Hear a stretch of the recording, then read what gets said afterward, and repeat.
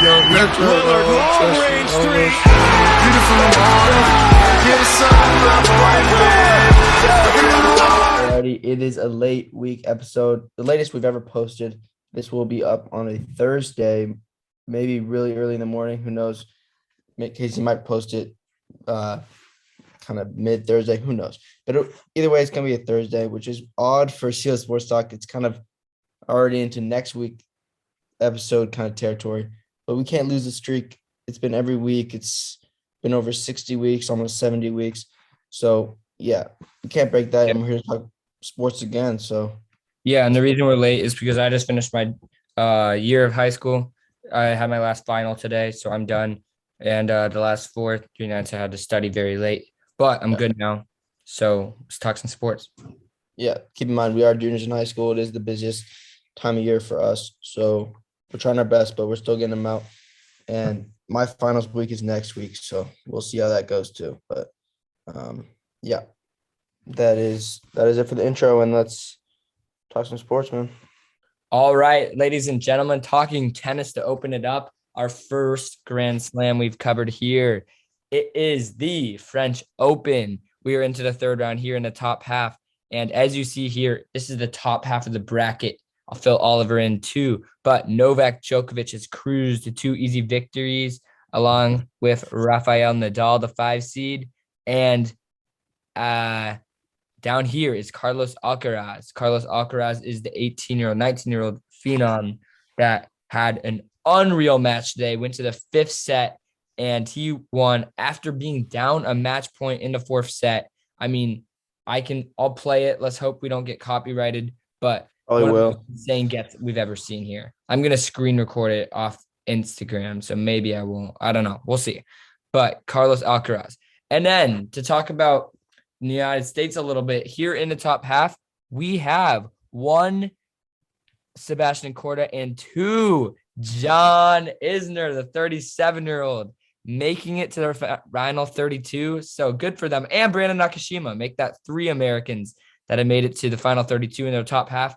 But Oliver, who do you like as the semifinal here in the top half? Personally, I don't think Carlos Alcaraz makes it. I know everyone thinks that, but he did struggle a little bit today. As much as a fun player he is to watch, even if he were to make it, I don't think the guy's going to beat Djokovic.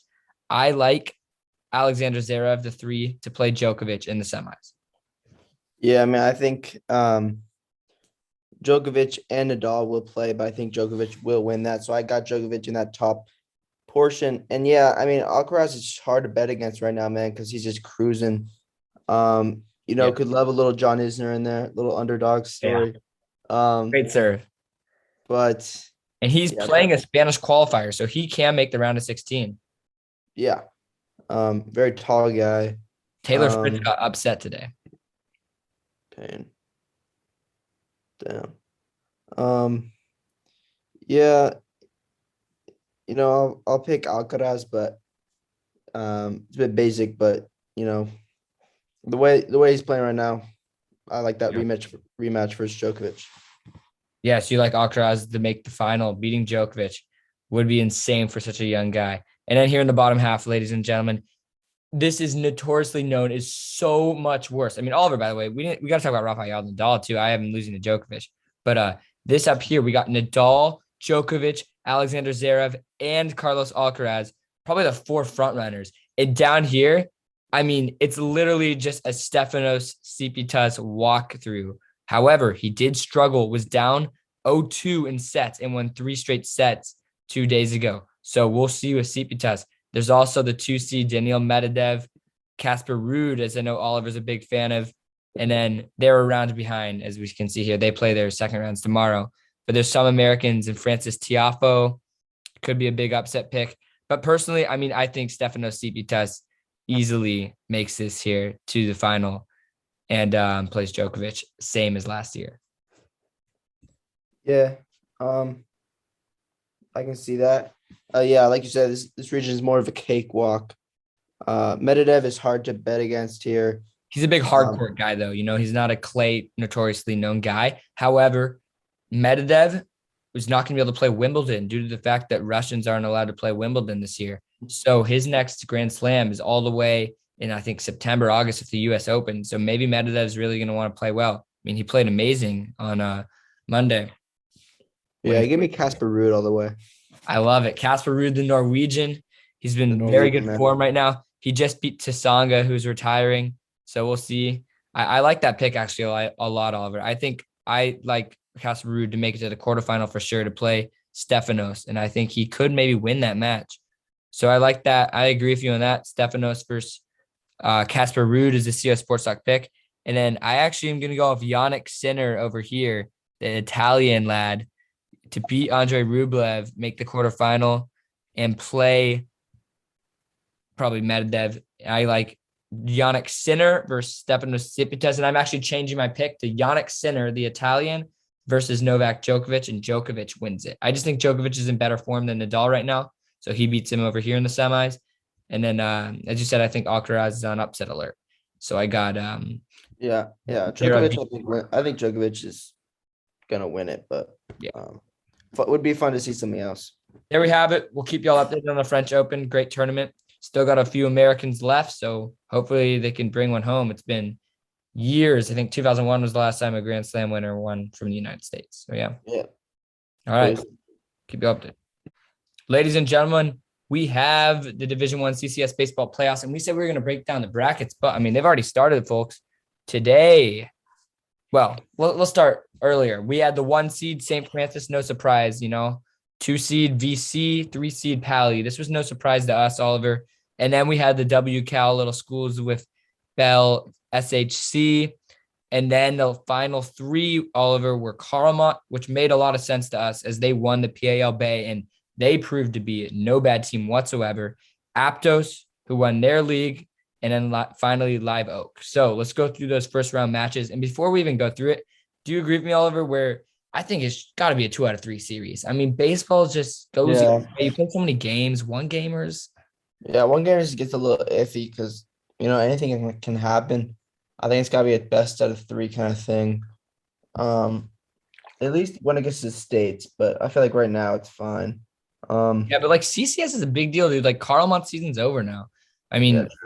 I don't know. Like so baseball's the exact same thing as football, where there's no open division, meaning that when you lose, you're done. So there's going to be teams from Division 6 that win that, and their season is going to go weeks longer than teams that are obviously better. And that's just how it is. So, yeah. So first game, Carmont Pally, Oliver's school. What a game this was. So break it down for us, Oliver. Yeah, so Pally started off hot. I'm pretty sure that I wasn't at this game, but I'm pretty sure we went up like 7-0 or something. It wasn't close. So I was like, okay. But then they started piecing, and Sam Papp was just dealing. They got a few runs. And Sam was still in like the 6th or something, and they hit a grand slam and tied it. And then I know Jack Haight came in. They took the lead, and then it was tied going bottom 7th. We tied it bottom 7th, and then Charlie Bates hits a walk-off double to win the game. But it was a lot. It wasn't as close as the score suggests. Sam was having a great game until that grand slam. But yeah, Carmont put up a fight, so I respect it. They're not a bad team at all. Shout out the Dons. Yeah, absolutely.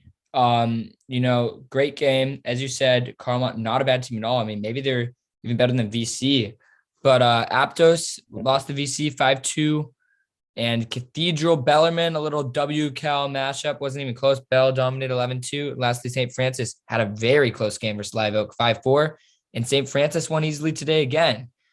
Pally as well. So it sets us up for a final Saturday night at the San Jose Giants ballpark. Pally versus St. Francis. They already played once this year. I believe it went the Lancers' way, but we'll see what happens this time. I presume Blake Rogers will be on the mound. And who will Pally's ace be? It's going to be Sam Papp for the Vikings. He's been the most consistent pitcher on the staff all season long. Although Danny Peters pitched today and was phenomenal, went 6 shutout, and added 3 RBIs, including a home run as in the cleanup hole as well. So do it all kind of guy. But they're saving Sam. Yeah, so they were saving Sam. Sam just amazing command. throws hard. But it's gonna be hard to beat Blake Rogers. We lost 4-0 first time we played him, but do know Xavier and Charlie were out that game. So our second and third best players were missing. But no excuses. They got to come out and win this game. St. Francis is a very talented team. They got the best pitcher in CCS. By far. So if he's on the mound, it's gonna be a tough task. There'll be But a I'll be lot of there. scouts there. It's gonna be really fun. I'm probably gonna be heading there as well. So we'll see. It's a lot of D1 guys on both sides. It's gonna be fun to see a D1 pitcher going against these D1 batters of Pally. So I can't wait for that. Division 1 CCS 2022 baseball final Saturday night. Let's work through some of these other divisions quickly since they're not as important. But D2, Wilcox, Branham, Sarah, Mitty. Obviously Sarah had a down year according to Sarah, but they still cruised to victory over Mountain View. And honestly, I bet they win this. Yeah, they could, but I like Wilcox here. I think Wilcox is a very good team. They have two stud pitchers. And so, yeah, I like them out of this bracket. That's right. Yeah, I like a Wilcox Sarah final. That would be a fun one too. You can catch that right before Pally on Saturday. And then D3, we have Burlingame, who BHS always seems just to be a really good team in playoffs for really every sport. Gatos, who's similar. Monterey, they'll beat them. BHS beat Santa Cruz. So we have BHS versus Monterey Friday night. BHS is really solid. A lot of those guys that played football are on that team. Ryan Call, former QB, hits nukes for them. They beat my school pretty good in the start of the year. Yeah, I like BHS in this one. They've looked solid. Monterey barely squeaked past a subpar Santa Clara team. So yeah, I like BHS. At D4, I will critique the committee a little bit here. I think that they put in this is pretty much simply a geographic region. So if you look at all the teams here, they're all in similar areas, San Jose and then like Carmel, Salinas area. So Sobrado, Carmel, Westmont, Salinas, Sequoia, St. Francis. I think that's St. Francis, Watsonville. So yeah. Soledad and Santa Teresa. So I feel like they almost made it like a geographical area. Because I think some of these D5 teams are better than these D4 teams, but either way, it really doesn't matter. D4, D5, but within this, Carmel and St. Francis are in the final. So maybe we'll have two St. Francis winners. Yeah. St. Francis Watsonville seems to be kind of sneaky good in every sport. Facts. The lower division merchant, bro. Remember in football? We were big Watsonville. They dominated. And then Division 5, my school, Sacred Heart Prep, had a great win versus Scotts Valley. On the way to Santa Cruz, down called Scotts Valley. It was all the way there in Saturday morning. Shout out to Zach Freer and then Luke Renner, both football guys. Luke Renner hit a grand slam for the Gators, and Jack Halloran, another football guy, went 7 innings, complete shutout. So good for him. And then they replayed our rivals, the team that's right next to the school, all the way in Santa Clara yesterday. In the 100-degree weather, they had a heat delay due to an umpire that got sick due to the heat. It was so hot. And we won 14-4, so it always feels good to beat our rival and win the series versus them. And Half Moon Bay, who has Jared Medham, many think is an MLB prospect, loss, shocking to Christopher. So it's Sacred Heart Prep versus Christopher Thursday, tomorrow in San Jose Giants Stadium. Yeah, and one thing to note about this, the Final Four teams were 5, 6, 7, 8 seeds. Wow, so, that's shocking. 1, 2, 3, 4 lost. I was up in the booth a bit for the Pally games, and I heard the guys talk about that. The top 4 teams lost. So that was kind of interesting for this. And I think that shows a little bit about seeding to me. I mean, you got to look at these divisions more clearly if you're CCS next year. I mean, Sacred Heart Prep 14-13, Scotts Valley 11-15-1. I know Sacred Heart isn't a B league for baseball. They got dropped down. They're no longer in BHS Carlmont's PAL Bay. They're now in PAL Ocean. However, I mean, PAL is a very strong league. We saw Carlmont almost just beat Pally the other day. Scotts Valley, I mean, it was a blowout. So, yeah, a lot of PAL Ocean teams here, but it's going to be Sacred Heart Prep versus Christopher. We'll see who gets that. And last but not least, we'll go through this one fast. D6, the Gun Titans versus Monta Vista Christian in the finals. Gun, led by Carson Leclerc, Palace, a Little League grad, and Charlie Degler. Yeah. Yeah, they have some good players. All of them I played against besides Charlie Degler. And Carson Leclerc, Simon Aluz, Quentin Sterling and Charlie Degler, like I said. So that they have a pretty good team. So watch out for them. I think they'll win this pretty easily, to be honest. It's ridiculous that Gunn had to go all the way to Monterey to play Saratoga, but Yeah, bro. That's dumb. so pointless. But yeah, Right. so Gun Monte Vista, there you have it. Our 6 divisions for baseball, and let's move on. All right, so let's look at the conference finals. Heat, Celtics, Warriors, Mavericks.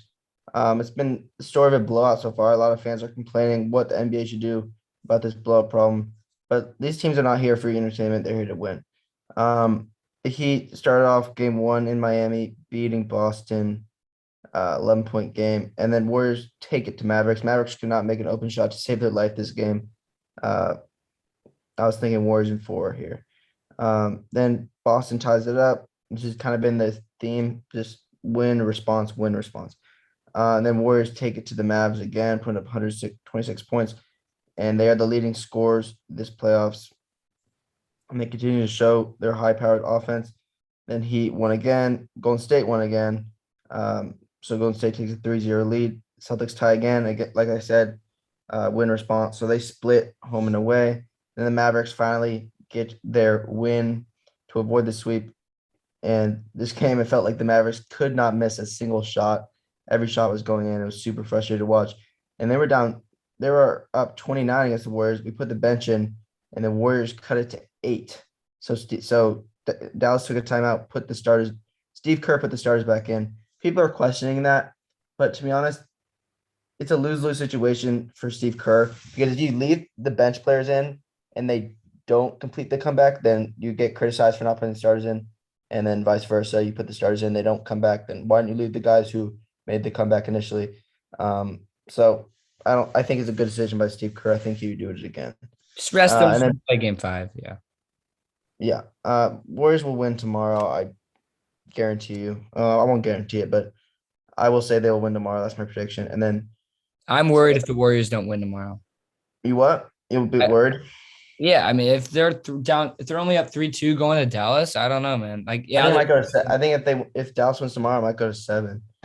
So yeah. oh, 100%. They'll win 6. I think we would win 7, but just win tomorrow, get it over with, save us for the finals. Yeah, for real, man.